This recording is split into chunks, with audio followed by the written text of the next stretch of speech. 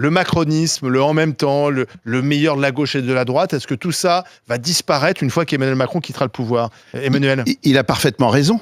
Tout ce que l'on vit depuis 2017, c'est l'aventure éminemment personnelle d'un homme qui n'a pas su définir de doctrine, qui s'est contredit sans cesse et a même théorisé cette notion de en même temps qui est un grand écart. Il nomme Pape Ndiaye après Jean-Michel Blanquer à des têtes de l'éducation. Il commence par faire une coupe franche invraisemblable dans le budget de l'armée, avant de se rendre compte ensuite qu'il faut l'augmenter, tout en livrant nos rares matériels à l'Ukraine gratuitement.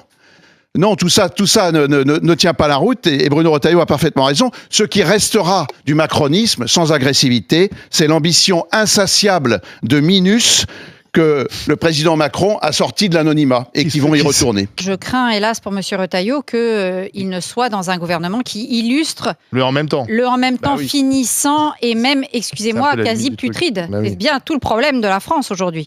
Donc, quand Madame Borne nous dit le macronisme a une idéologie, oui, c'est vrai, elle a raison. C'est l'idéologie de la ruine. La ruine diplomatique, la ruine économique, la ruine sociale et la ruine culturelle. Ah, c'est vrai. Il y a une idéologie. Il y a une idéologie de destruction. Voilà, moi, je l'ai toujours dit ici, je le pense depuis 2017.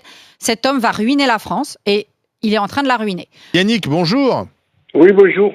Bienvenue dans Les Grandes Gueules. Qu'est-ce que vous pensez de la sortie de Bruno Retailleau contre le macronisme qui va s'achever avec Emmanuel Macron? Mais je veux dire qu'à un moment donné, M. Retailleau, il faut qu'il prenne ses responsabilités. Il quitte le gouvernement. Moi, il doit maintenant quitter le gouvernement.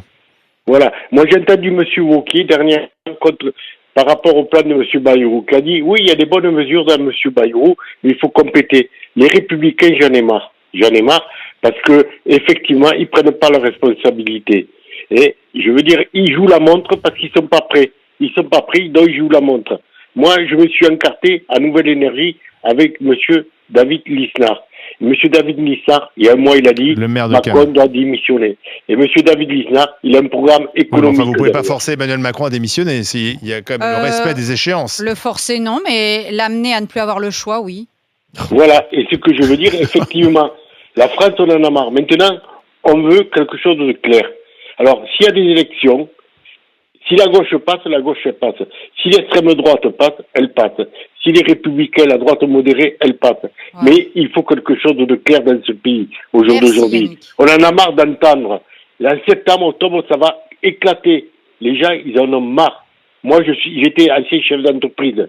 Et pendant 15 ans, j'ai monté une entreprise à 80 salariés. J'ai déposé mon bilan en 2011.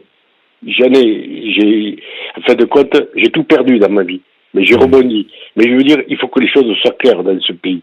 Et on en a marre. Alors ça, c'est sûr que je pense qu'il y a besoin de clarté politique et que moi, je pense qu'après cette période-là où on ne sait plus trop qui gouverne, qui fait quoi, il y aura sans doute besoin de clarté politique. Alors, est-ce que ça basculera? Est-ce que ça penchera à gauche? Est-ce que ça penchera à droite? Du coup, Retailleau dit ça ne penchera plus au centre. Il dit en gros, le centre, c'est fini. Ça, on avait bien compris, ça n'a jamais existé. Le centre, c'est fini. Il y avait d'autres manières de le dire de façon politique. Catastrophe économique. Ça y est. Non, mais les derniers chiffres d'Eurostat montrent que la France bat tous les records de la zone euro, de la catastrophe économique. Ah non, mais là, il faut une révolution. Moi, je vous le dis, à un moment donné, si on ne fait pas le travail maintenant, ça va être la tronçonneuse de Mila. Qui a un programme économique? Mais tu l'as déjà dit. Oui, mais excuse-moi. Sans compter dans la relative instabilité de gouvernance du président Macron, l'opportunité maintenant dramatique d'une nouvelle dissolution. Il faut travailler plus. Il faut que toute la nation travaille plus pour produire et pour que l'activité du pays dans son ensemble soit plus importante dans l'année et pour que la situation de la France s'améliore.